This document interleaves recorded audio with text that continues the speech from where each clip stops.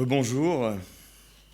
Donc on va vous présenter un projet et une action. On est passé de l'histoire à la gouvernance à un cas plus concret, puisque là on est sur de la lutte contre le dopage ou une autre manière de penser la lutte contre le dopage.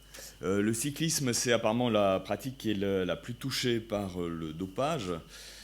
Bon, quand on compare les chiffres, il y aurait quelques nuances quand même, mais c'est aussi la pratique où il y a beaucoup d'actions qui ont été engagées contre le dopage, passeport biologique, etc., ou en tout cas dans la lutte contre le dopage. Les instances de l'UCI sont dotées d'outils assez classiques, répression et éducation, mais la plupart du temps, on utilise ou on approche le dopage comme une faute morale, en disant c'est bien ou c'est pas bien. Alors c'est vrai qu'il y a le bien et le mal, pourquoi pas, mais ça se traduit entre je prends ou je prends pas. J'ai un produit, je prends ou je prends pas. Bon. Ce qu'il y a comme erreur dans ce raisonnement, c'est que c'est juste le produit face à la personne. Or, il y a un environnement, c'est beaucoup plus complexe, il y a des organisations, et il y a un ensemble d'acteurs qui produisent la performance. Donc nous, on a réfléchi un petit peu autrement, on s'est dit on va approcher ça plutôt en termes de culture, et en termes aussi d'organisation et de travail. Savoir que les gens qui font du sport produisent de la performance au sein d'une organisation, et donc il s'agit de penser le travail dans cette organisation. Donc, de s'intéresser aux conditions de travail et d'emploi, et de ce qui a conduit à mettre en place, à accompagner une nouvelle politique de prévention du dopage fondée en partie sur la responsabilité des organisations dans les équipes cyclistes professionnelles. Donc on va mettre en place, ou on a contribué à la mise en place en 2017 d'un nouveau cahier des charges des équipes qui vise à réfléchir autour de ces questions du travail. Et ça vise aussi simplement à désindividualiser le dopage, même si ça n'exclut pas des cas individuels, et ça n'exclut pas aussi, en tout cas on ne traite pas des cas de dopage organisés directement par les équipes. Alors, si on prend quelques repères sur le cyclisme, la famille du cyclisme, c'est la famille qui a un dispositif antidopage assez conséquent, qui est assez important. Non, mais on peut passer à l'autre. Mais ouais, c'est celle-là. Non, celle d'avant. Donc c'est-à-dire que c'est un dispositif qui a été mis en place progressivement. Je ne refais pas l'histoire du dopage, il y a un très bon ouvrage de Paul Di Meo là-dessus. Donc mise en place à partir des années 60 d'outils ou de réflexions autour du dopage. Le dopage devient progressivement un problème. Il y a quelques alertes avant, mais sérieusement, vraiment, c'est plutôt les années 60. C'est un dispositif qui se met en place progressivement avec des résistances aussi, dans lesquelles les États sont impliqués ou s'impliquent progressivement. Et puis le moment de rupture, c'est plutôt 98, 98, où on a l'affaire Festina, et où là, les États, la police, la justice s'impliquent, et ce qui change, ce qui accélère la lutte contre le dopage, avec ensuite la mise en place de l'Agence mondiale antidopage, des systèmes de suivi de whereabouts comme ADAMS, et puis le passeport biologique dans le cyclisme en 2008. Donc, mais les outils sont essentiellement ou répressifs, et quand ils sont préventifs, c'est plutôt sur la version moraliste, en disant c'est pas bien de prendre des produits. Bon, ça, la plupart des gens savent que c'est pas bien.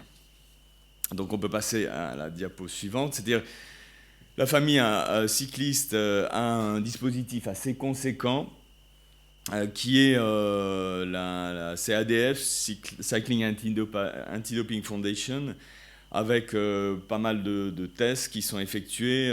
C'est assez conséquent, c'est une grande partie des activités de la CADF. C'est aussi des tests qui sont encombrants parce que c'est assez fréquent, c'est quasi une dizaine de tests par an pour des cyclistes. On avait vu dans l'affaire Armstrong, c'était beaucoup de tests et puis ça n'avait pas abouti, je ne sais plus, je crois qu'on avait dénombré plus de 200 tests sans que Armstrong se soit fait prendre. Et puis la prévention, on a regardé un peu ce que ça donnait, il y a des bonnes idées, c'est intéressant, mais une des difficultés, c'est que les gens écoutent, contournent ou s'amusent de ces activités de prévention, ou en tout cas savent que c'est une morale qui est connue, mais ensuite la mise en œuvre, c'est quelque chose d'un petit peu différent. Donc un budget aussi qui est financé essentiellement par la famille du cyclisme. La diapo suivante. Cette juridiction, évidemment, elle est un peu contestée parce que, bon, alors pour différentes raisons, il y a des gens qui contestent parce que c'est une atteinte à la vie privée ou soi-disant une atteinte à la vie privée, notamment la localisation Adams qui est tous les jours de l'année. C'est aussi l'idée de strict liability qui est la présomption de culpabilité avec des infléchissements dans le dernier code antidopage. C'est aussi, pour certains, une juridiction qui est jugée disproportionnée parce que les sanctions sont exclues du droit et donc il y a certains auteurs qui critiquent cette idée de civilisation du droit où le droit aurait des effets quand même très conséquents sur le travail des sportifs. L'efficacité aussi, si on regarde, elle est relative. Il y a sur la période 2005 et 2012 41 cas en moyenne, avec des contrôles qui ont été multipliés par 2,5. Donc on intensifie les contrôles. Le ratio semble représenter à peu près 3,3% des personnes qui sont prises pour dopage. Alors on peut considérer que c'est beaucoup, que c'est peu, mais ça ne nous donne pas d'indication sur combien de personnes se dopent. C'est les gens qui sont pris simplement. Les statistiques évoluent avec le temps. C'est très difficile de faire de la statistique parce qu'on a des cas qui viennent après. C'est-à-dire qu'on comptabilise les cas qui sont pris, mais ensuite on a des récits, des choses qui sortent plus tard, d'autant plus qu'aujourd'hui on garde les échantillons assez longtemps. Aussi, les tricheurs sont souvent en avance sur les contrôles, c'est-à-dire qu'il y a de nouveaux produits qui sont testés, on n'a pas de moyens de contrôle. Et puis il y a des contestations de la fiabilité d'un certain nombre de tests par des médecins ou des biologistes.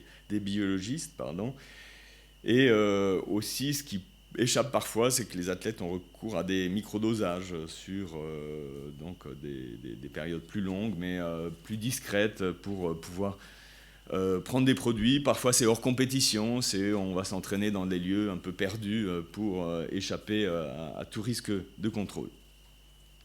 Mais ce qu'on peut dire, c'est que le dopage est rarement envisagé, c'est la diapo suivante, comme un système disons, un effet des contraintes. C'est-à-dire que le dopage, on en parle souvent au singulier, ça peut être un peu plus compliqué que ça. Il y a plusieurs cas et Barry Houlihan a fait un travail là-dessus qui est intéressant. C'est dit, soit on ignore, c'est le premier cas, on ignore les règles de l'AMA. Donc vous allez me dire, mais tout le monde sait ce que c'est le dopage. Bon, c'est pas si simple, il y a toute une liste de produits, donc il y a des gens qui se sont fait prendre. On peut se souvenir du cas d'Alan Baxter, qui a pris, je crois, des Pastivix ou qui avait acheté ça aux États-Unis au lieu de l'acheter en Europe et puis qui s'est fait prendre. Donc il y a quand même quelques ignorances, mais en règle générale, aujourd'hui, les gens savent. Donc le moyen ici de lutter contre cette non-observation, c'est de l'éducation, c'est de l'information, c'est des sanctions. L'efficacité, oui, on informe, mais on a toujours des cas de gens qui se disent non informés, et c'est les fédérations, plutôt l'AMA, les États qui s'occupent de ça. Il y a aussi des cultures de la fraude et des produits, avec des mafias, avec des réseaux de distribution, des réseaux de production. Donc là, il faut sanctionner, il faut lutter contre à la fois la distribution, à la fois la production, et ces réseaux-là. L'efficacité, on lutte, on a l'impression que c'est insuffisant. Il faut là des moyens de police, des moyens de douane, c'est de la justice ordinaire. Souvent les fédérations sportives sont un peu démunies, c'est comme des trafics de stupéfiants, donc il faut qu'il y ait des États impliqués. Mais c'est aussi pour les sanctions la justice ordinaire ou la justice sportive. Souvent le TAS s'occupe de ces affaires. Enfin, c'est à la prise de produits par des contraintes implicite, et là c'est le cas sur lequel nous travaillons, c'est-à-dire qu'il y a aussi des cas, en dehors des dopages peut-être systématiquement organisés, c'est des effets des conditions de travail, des conditions d'emploi et des effets de l'organisation. C'est de se dire que fait l'organisation sur une personne, même qui n'a pas envie de prendre de produits, alors qu'elle soutient les produits. Que fait une organisation sur une personne qui a envie de prendre des produits et qui est une organisation qui est vertueuse? Donc on n'a pas vraiment testé ce travail au niveau des organisations et on ne l'a pas testé parce que en pensant le dopage juste comme une faute morale du bien et du mal, on ne s'intéresse pas aux conditions de travail, on n'essaye pas d'agir là-dessus. Et donc, qui doit agir là-dessus? C'est plutôt le rôle des équipes, le rôle de l'UCI, le rôle des organisateurs. Et c'est un peu sur cette logique-là qu'on est intervenu auprès de l'UCI. C'est toi qui prends la suite. Ouais.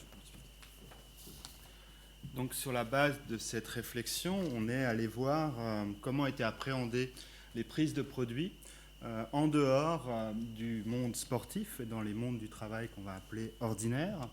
Pour se rendre compte, par exemple, si on prend une étude quand même relativement conséquente comme le baromètre santé des Français, que dans la population globale, on a 19,2% des répondants à cette enquête qui font un usage ponctuel, voire important, de substances psychoactives en vertu du travail ou dans leur environnement de travail.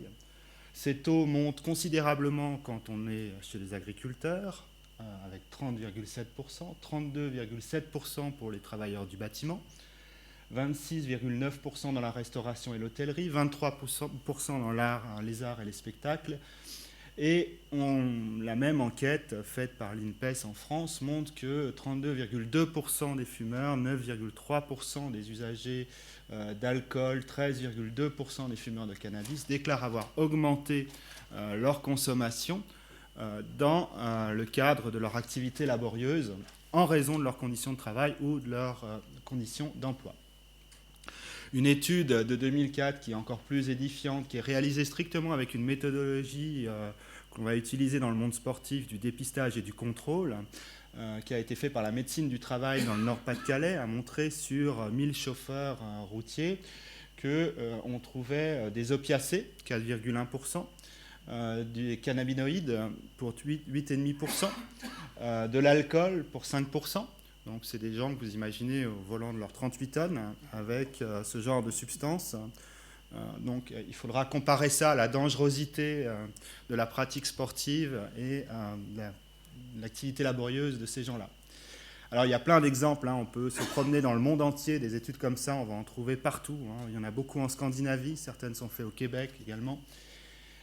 Il y a une qui est assez célèbre qui s'appelle la ligne blanche, qui est une étude ethnologique sur les avocats d'affaires à Londres, qui montre que les 2 critères de réussite d'une carrière d'un avocat d'affaires à Londres, c'est la capacité à se faire livrer de la cocaïne à son bureau et des prostituées.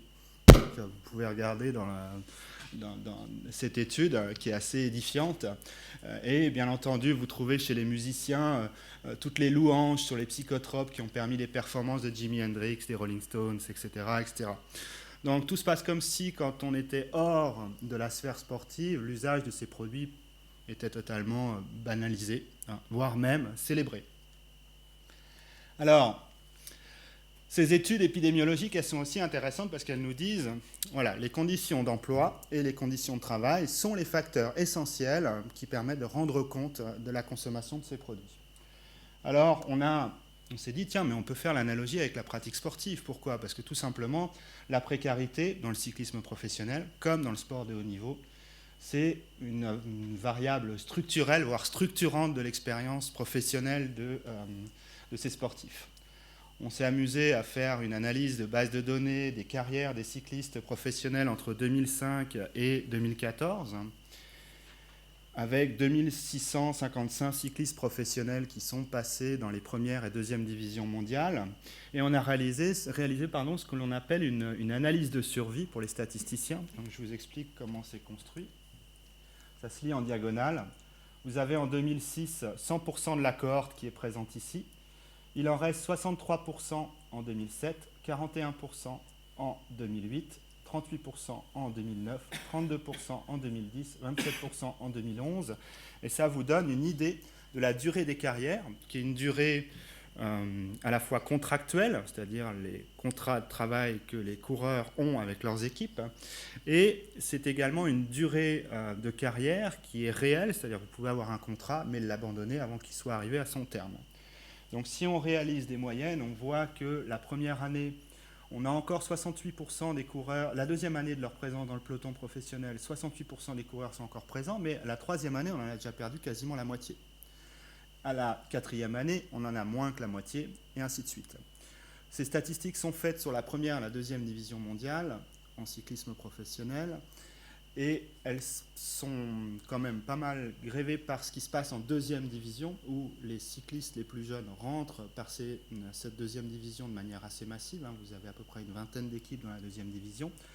Et vous n'avez que 6% des coureurs qui rentrent dans la 2e division qui réussissent à transformer l'essai pour repasser dans la 1re division. Donc c'est dans la 2e division mondiale qu'il y a énormément de déchets, entre guillemets, de gens qui abandonnent précocement. Et c'est le lieu où ils sont les moins suivis, où il n'y a pas d'entraîneur, rarement des médecins à plein temps dans les équipes, et un niveau de suivi quasiment inexistant.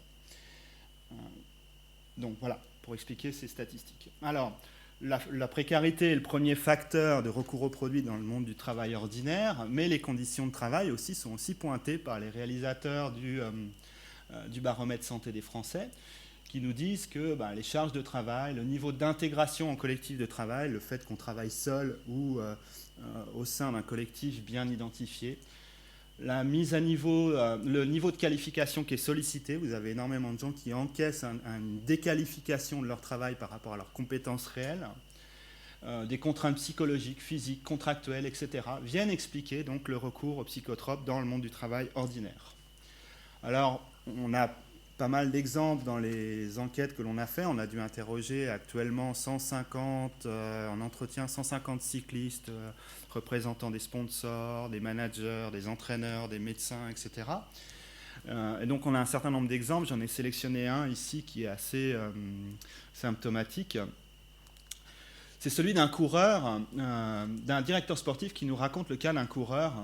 Il nous dit un tel qui était en fin de contrat chez nous, en début de saison, était très motivé, il a beaucoup roulé, qui était performant sur les courses. Puis arrivé sur ses objectifs, il est passé à travers. À partir de là, au niveau mental, il a débranché. Souvent le cas chez les coureurs, c'est la prise de poids. Parce que l'ennemi numéro 1 dans le vélo, c'est le poids.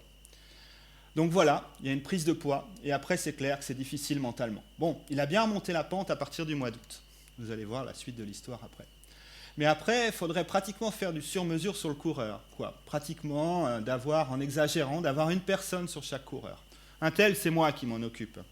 Je l'ai appelé plusieurs fois, et puis voilà, j'ai fait ce que j'ai pu. C'est pour ça qu'on l'a convoqué. Donc, il faut imaginer la scène. On lui fait un espèce d'entretien préalable à licenciement avec le manager général, son entraîneur, le médecin. Et on lui a dit, tu vas en parler en face à face avec le doc. Et à partir de là, ça a été mieux. On l'a mis sur la balance, il avait plus 6. Donc plus 6 kilos dans le cyclisme professionnel, vous ne pouvez plus faire votre métier, vous êtes obligé d'arrêter. Alors, qui nous disait qu'il n'avait pris que 3 kilos. À partir de là, entre guillemets, on a crevé l'abcès, et à ce moment-là, il est reparti sur des bases, on va dire, plus saines, parce que entre guillemets, voilà, tout le monde a su et a vu qu'effectivement, il avait une surcharge pondérale très importante. On fait cet entretien un lundi. 2 jours plus tard, on apprend que ce coureur est positif à l'EPO. Il a été mieux, effectivement, mais il était positif à l'EPO. Donc là, vous avez la conjugaison de 3 choses. La perspective d'une fin de contrat. La deuxième chose, un défaut d'encadrement. Un coureur qui prend 6 kilos, on ne prend pas 6 kilos en 15 jours. Ça veut dire que pendant 3 mois, au moins, ce coureur n'a pas été vu par son encadrement. Et la troisième chose, un défaut de management. La meilleure chose à faire, vous imaginez bien que ce n'est pas du tout de le convoquer, de lui mettre la pression en se mettant à 3 autour de lui, en lui disant « Attention mon gars, si dans 3 semaines tu n'es pas au poids, tu t'en vas ».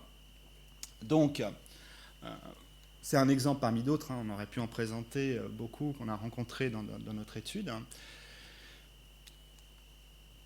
Juste pour vous faire comprendre l'enjeu, j'ai mis là le cas d'une équipe, mais toutes les équipes de vélo fonctionnent comme ça, où vous avez le pourcentage de jours de la saison passés hors de présence de son employeur, ce que j'ai appelé off. Donc c'est les jours où le coureur n'est ni en stage d'entraînement, ni en compétition. Donc dans cette équipe, vous avez un premier groupe de coureurs qui est relativement suivi, qui passe à un peu moins de la moitié en présence de son équipe. Et vous avez ces coureurs qui sont là, qui passent près de 70 à 80% de leur temps hors de présence de leur employeur. Donc ils sont ni en stage, ni en course. Que se passe-t-il à ce moment-là? Comment sont-ils suivis? Est-ce que s'organise un télétravail, par exemple, parce qu'on peut l'appeler comme ça, pour voir ce que font ces gens? Jusqu'à récemment, il y a 2 ou 3 ans, dans, on va dire, la moitié des équipes de première division, il n'y avait rien. Il n'y avait rien. On a, nous, trouvé en 2012 la moitié des équipes qu'on a visitées où il n'y avait pas d'entraîneur. Donc, imaginez un club de football sans entraîneur, c'est relativement rare. Donc, par contre, dans le vélo, c'était la règle. À partir de maintenant, ils commencent à s'organiser. Ils organisent ce télétravail pour suivre ces coureurs. Ils organisent quoi? Ils organisent un réseau de communication. Donc, ce qu'il faut arriver à mettre en place dans une équipe, c'est ça. C'est un réseau de communication où vous avez un responsable de la performance, un entraîneur de coureurs qui n'est pas forcément employé par l'équipe. Vous avez des équipes où la moitié des coureurs sont entraînés par des gens qui sont à l'extérieur et qui n'ont aucun lien contractuel avec l'équipe, donc sur lesquels vous n'avez aucune prise. Vous avez ici un directeur sportif qui s'occupe de préparer les courses, de gérer les coureurs en course, de débriefer. Vous avez un médecin, chef, qui lui aussi gère des docteurs de famille que peuvent avoir les coureurs de famille ou spécialisés dans l'automobile parfois, et qui ont pas de lien contractuel avec l'équipe. Et là aussi, ça devient quelque chose d'assez gênant. À partir de là, les équipes tentent d'organiser un réseau de communication à propos des courses, mais aussi à propos de l'entraînement et à propos des soins. Donc ça, c'est véritablement le système le plus rationalisé qu'on va trouver dans des équipes, essentiellement les équipes anglo-saxonnes, mais que des équipes traditionnelles d'Europe continentale, française, italienne ou espagnole, n'ont pas encore mis en place. Donc voilà, c'est ce qu'il s'agit de mettre en place. À partir de là, ayant fait ces constats, en nous disant, voilà, on n'a pas abordé le dopage comme une activité sous contrainte. On peut voir qu'il y a des analogies avec ce qui se passe dans le monde du travail ordinaire. Les conditions d'emploi et de travail sont les causes de recours aux produits dans les études épidémiologiques et on peut voir dans le cyclisme qu'il y a des analogies. Nous nous sommes dit que nous allions faire ce qu'on a appelé une sociologie du travail de la famille du cyclisme professionnel, en pensant que tout l'environnement du coureur, que ce soit son équipe, avec le personnel soignant, le team manager, les autres coureurs, les directeurs sportifs, les préparateurs physiques et les coachs, avait quelque chose à voir avec la prise de produit. Ce n'est pas l'unique facteur, il y a des déterminants individuels, mais il y a des déterminants qui sont liés à l'organisation des équipes. Au-delà de ça, ce qui conditionne ce qui se passe à l'intérieur d'une équipe, c'est tout l'environnement institutionnel du cyclisme professionnel, avec bien évidemment l'UCI, mais aussi tous les éducateurs qu'on va trouver dans les fédérations nationales, mais également les familles qui sont à la fois entre le monde qu'on va appeler profane, du grand public, et le monde du cyclisme. Pourquoi? Parce que la plupart des cyclistes qu'on en a pu rencontrer sont socialisés au vélo par leur famille. Et donc la famille est souvent à l'articulation des deux mondes. Bien entendu, tout ça étant conditionné par un monde non professionnel et notamment, comme l'a évoqué Jean-Loup Chapelet, un nouveau type d'acteurs, les sponsors qui sont là et qui interagissent avec ce monde et qui lui mettent une pression importante. Il faut savoir que sur les 92 équipes immatriculées entre 2005 et 2012 par l'UCI en première et deuxième division, vous n'en avez que 22 qui réussissent à conserver leurs sponsors toute la durée du parcours et que vous en avez 53 qui disparaissent sans avoir eu le temps de faire 2 années. Donc c'est une précarité des cyclistes, mais c'est surtout une précarité du modèle économique. Donc on a essayé de modéliser tout ça en ayant une approche qui consistait à rompre en quelque sorte avec les représentations habituelles de la pratique sportive. On ne voit jamais le sportif en travailleur, tout simplement parce que le sport c'est le lieu du non-travail. C'est d'abord un loisir. Et puis surtout, on ne voit pas le sportif en travailleur, mais en être exemplaire, moralement exemplaire. Pourquoi? Parce qu'il est le sport serait cette espèce de lieu du mariage harmonieux de la concurrence et de la justice, et donc fatalement, on ne peut appréhender leurs prestations que sous l'angle de la moralité. On met ça à distance quand on est sociologue, en pratiquant ce qu'on appelle une sociologie compréhensive, et puis on se dit que on va les appréhender comme des travailleurs. Et c'est ce qu'on a fait en essayant de modéliser ce système et de voir comment il fonctionnait. On a construit un modèle, je vous donne juste globalement, ce modèle qui consiste à d'abord analyser la production de la performance. On a essayé de voir comment s'entraînent les coureurs, comment ils se soignent pour produire de la performance. On est devenu des spécialistes de la prise de lactate, de la puissance anaérobie, de la puissance explosive, etc., de la tolérance lactique. Donc on a analysé la production de la performance. On a analysé également l'organisation des équipes, en se posant la question de qui fait quoi avec qui dans une équipe pour encadrer les coureurs, comment les entraîneurs collaborent avec les directeurs sportifs, avec les médecins, etc., etc. Troisième dimension, on a essayé de voir comment étaient gérés les emplois et les compétences. Donc les emplois, quelle est la forme des emplois, la durée des contrats dans les équipes, mais surtout quelles sont les compétences mobilisées.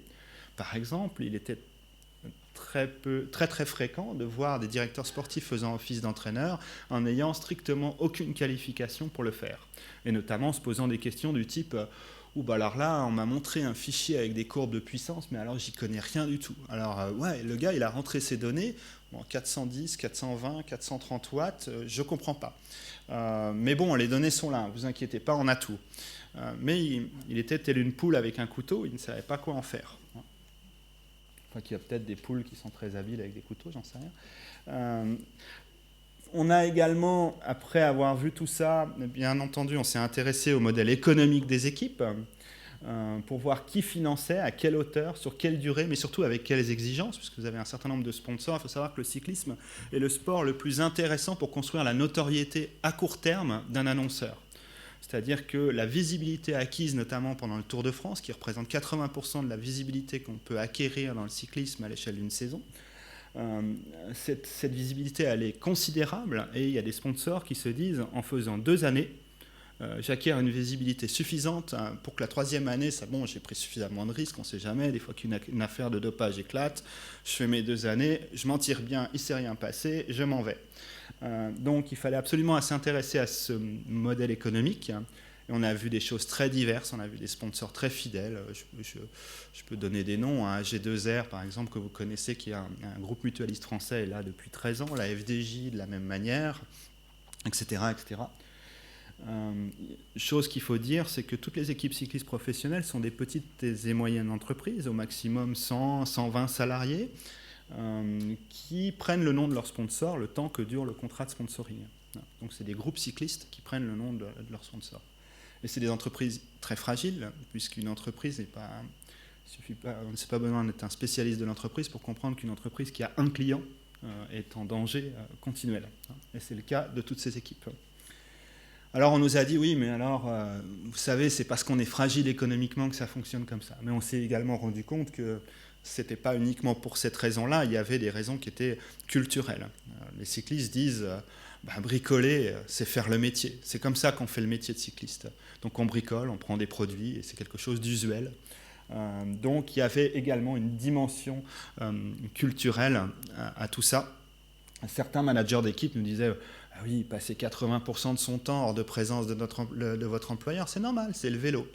Ces mêmes gens qui maintenant, pour certains, pleurent à la télé en constatant des affaires de dopage dans leur équipe, disent « Terminé, la culture du vélo, on jette. Maintenant, je suis un employeur, je veux savoir ce que font les gens qui travaillent pour moi quand ils ne sont pas avec moi. » Donc vous voyez que le langage a complètement changé parce que la pression s'est accrue, à la fois la pression des contrôles, mais à la fois la pression économique, c'est-à-dire que les sponsors, même les plus fidèles, envisagent de se retirer actuellement.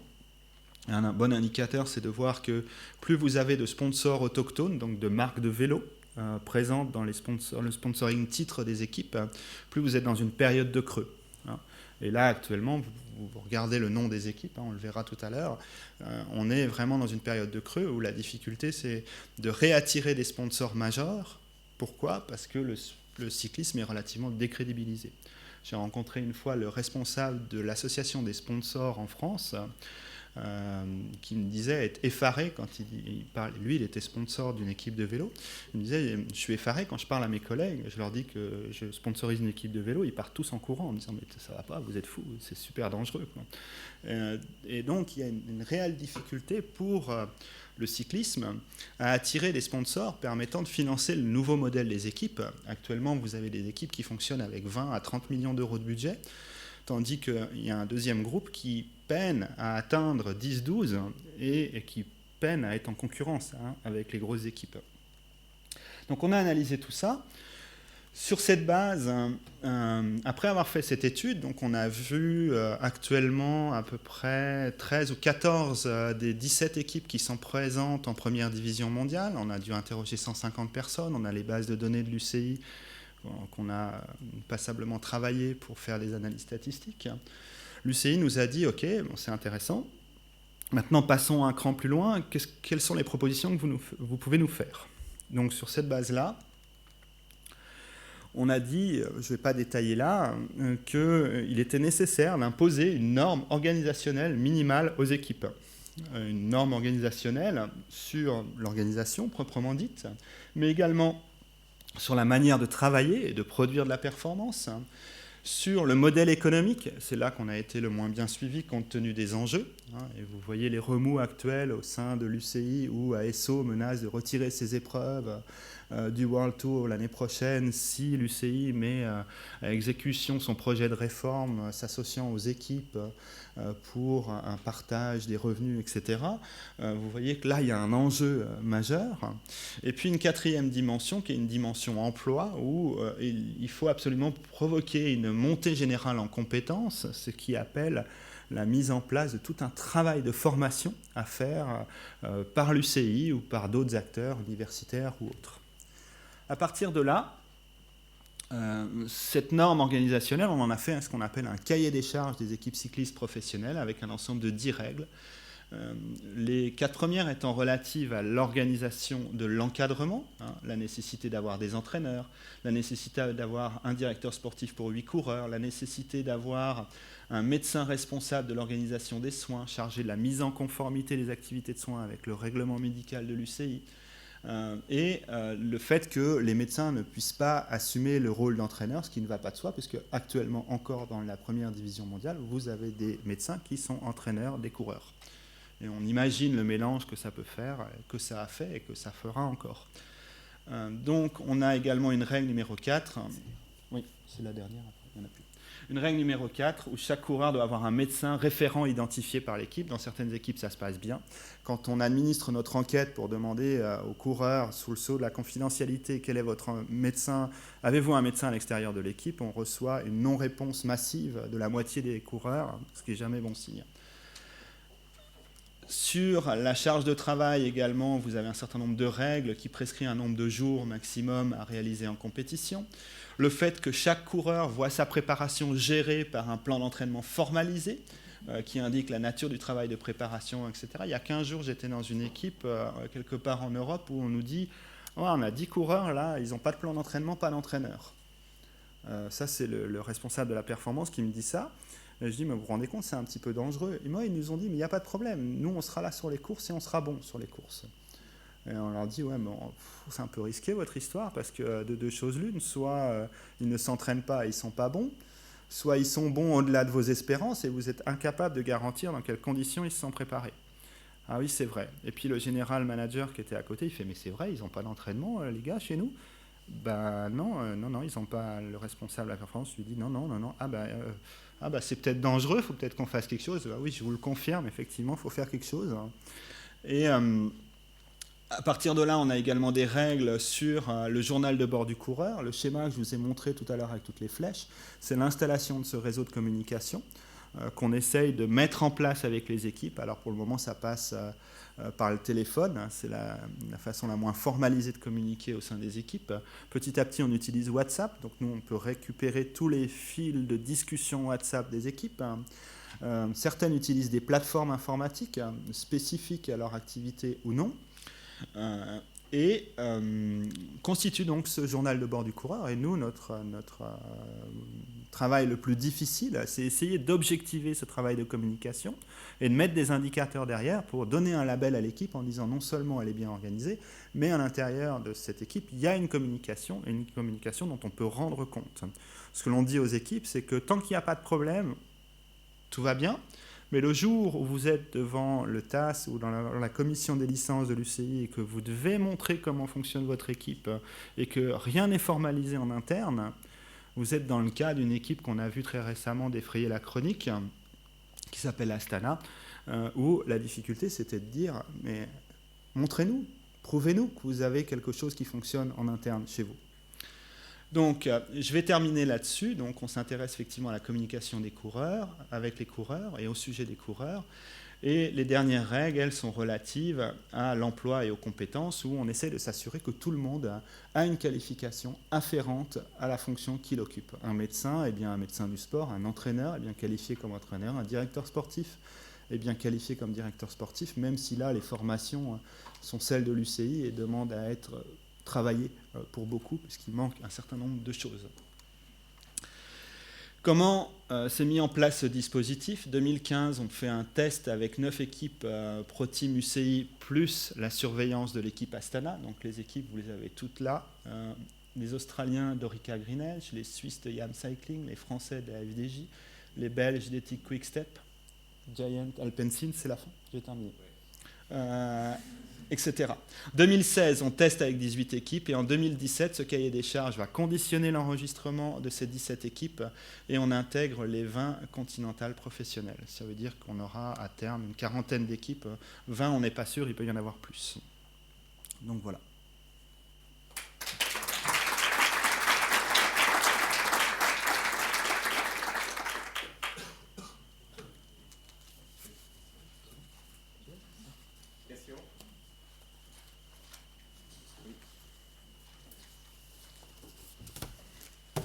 Merci beaucoup pour la présentation.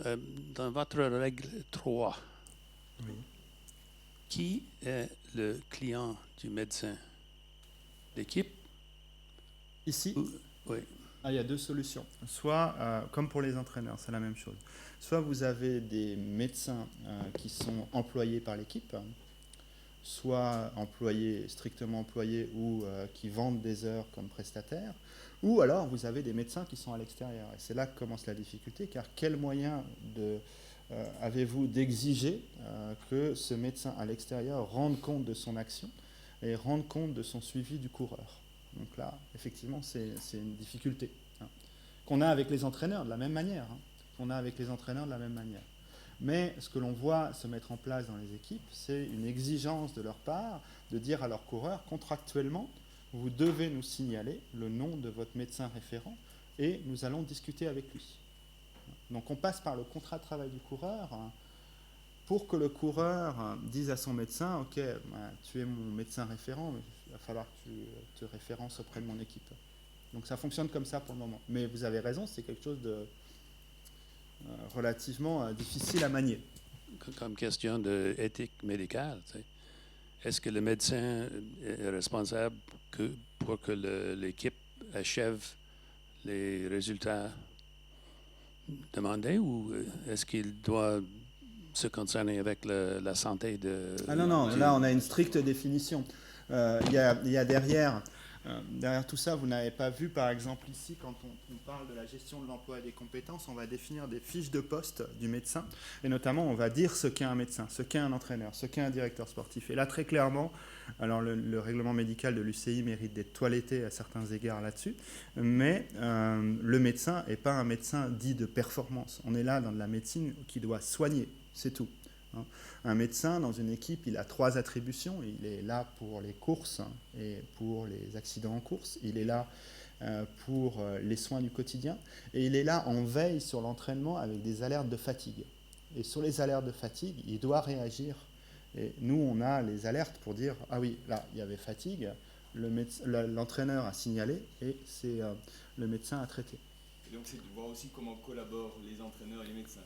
Parce que certaines fois, les alertes de fatigue, les entraîneurs n'en tiennent pas compte ou les ont pas. Voilà. Et donc, c'est l'idée d'une nécessaire collaboration et de formaliser cette collaboration pour qu'on puisse identifier, alerte, est-ce qu'il y a quelque chose qui a été fait ou pas. Si ça n'a pas été fait, c'est pas correct, c'est pas un bon travail. Si l'alerte a été prise en compte, comment elle a été prise en compte. Et donc, de rendre plus transparent les types de communication pour savoir évaluer si la performance est produite correctement en préservant la santé de l'athlète. Si je vais au-delà de votre question. Mais ça n'empêche pas d'avoir des systèmes parallèles. Voilà. Là où je vais au-delà de votre question, je pense que je suis le fil de votre raisonnement normalement.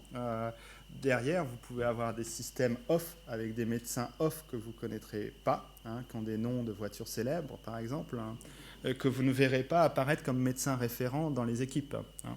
Et ça, il faut bien savoir que tout ce qu'on met en place là, c'est une condition nécessaire mais pas suffisante. Hein. C'est-à-dire qu'une équipe qui a une éthique ne fait rien de tout ça, qui n'a pas d'éthique ne fait rien de tout ça. Une équipe qui a une éthique met en place ça parce qu'elle fait tout ce qu'elle peut, elle va aussi loin qu'elle peut aller pour suivre ses coureurs. Mais après, ça ne veut pas dire que derrière ça, il n'y a pas autre chose, hein, qu'il n'y a pas une organisation parallèle qu'on ne connaît pas. Et là, c'est les moyens de la police qu'il faut mettre en œuvre, ce n'est pas les nôtres. Il ne faut pas se méprendre. Mais ce qu'on peut dire, c'est que c'est un petit peu plus difficile quand il y a un partage de l'information d'avoir une organisation parallèle très discrète. Si on a beaucoup de gens de l'équipe qui partagent des informations sur la plateforme, sur les évolutions, sur les profils de puissance, on a un peu moins de risques que l'organisation parallèle ne soit pas observable ou dénoncée à un certain moment. Donc on réduit les risques, ça ne veut pas dire qu'il n'y a pas de risques, mais on réduit les risques. Et un des chevaux de Troie qu'on a dans ce dispositif, c'est le suivi de la puissance. Et l'idée qu'on a à l'ISUL, c'est de devenir un entrepôt des profils de puissance record des coureurs dans les différentes équipes. Hein. Parce que vous avez un passeport biologique, mais on peut mettre en place un passeport physiologique, hein, qui suit les variations de puissance développées par les coureurs, que ce soit explosive, à la tolérance lactique ou au seuil, de manière à dire tiens, là il y a des variations, on peut aller voir. Hein. Le pas d'après, c'est d'utiliser ça à des fins de ciblage. Hein. Mais pour le moment, on n'y est pas encore et c'est absolument pas notre mandat et c'est pas ce qu'on fait.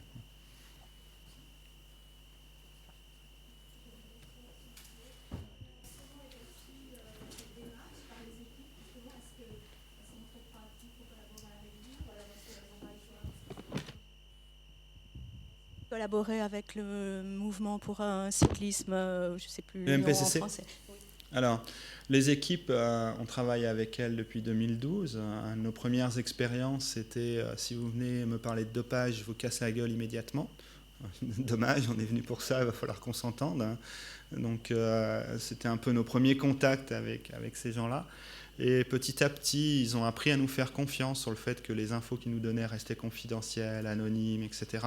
Et maintenant, on voit que le pool des 9 qui sont rentrés volontairement dans le dispositif sont quand même acquises à la cause et fonctionnent bien la plupart du temps avec nous. Ce qui est intéressant, c'est qu'on en a 3 d'entre elles qui étaient les plus hostiles au dispositif quand on l'a présenté l'année dernière au mois de janvier, qui ont rejoint le pool d'expérimentation et qui maintenant travaillent vraiment bien avec nous. Après, le MPCC, on a fait une présentation en janvier cette année avec Roger Leget. Et puis, vous avez dans la salle Giant, vous avez FDJ, AG2R, les gens avec qui on travaille. Hein. Donc, qui valident en quelque sorte notre modèle et qui travaillent avec nous par ailleurs. Nicolas ?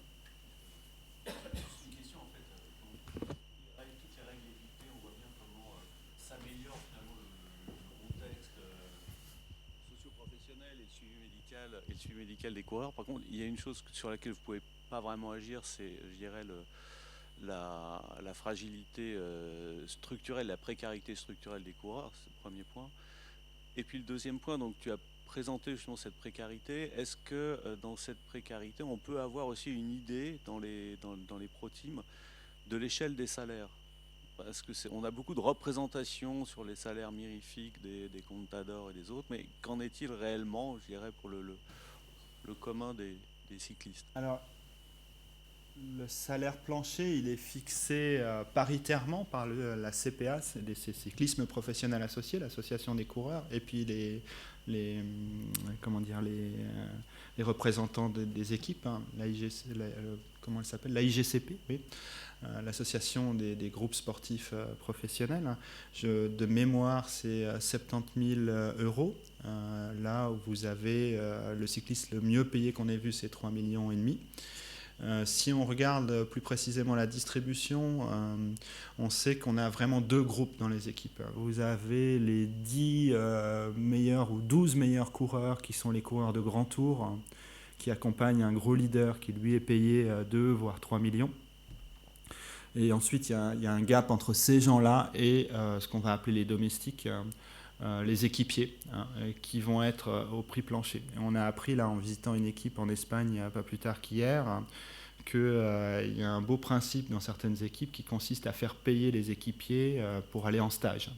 C'est un peu comme si votre employeur vous disait tu vas aller en formation sur Excel parce que tu n'es pas bon, mais par contre la formation tu vas la payer toi-même.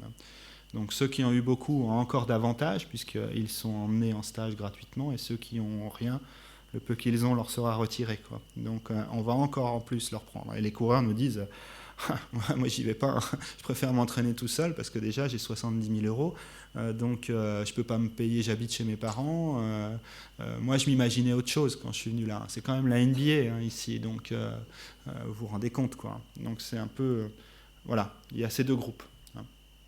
Et la précarité, elle est nécessairement structurelle comme dans tout sport de haut niveau. Ouais, sauf à une nuance près, c'est que elle est accentuée par les affaires de dopage et la très mauvaise image du cyclisme.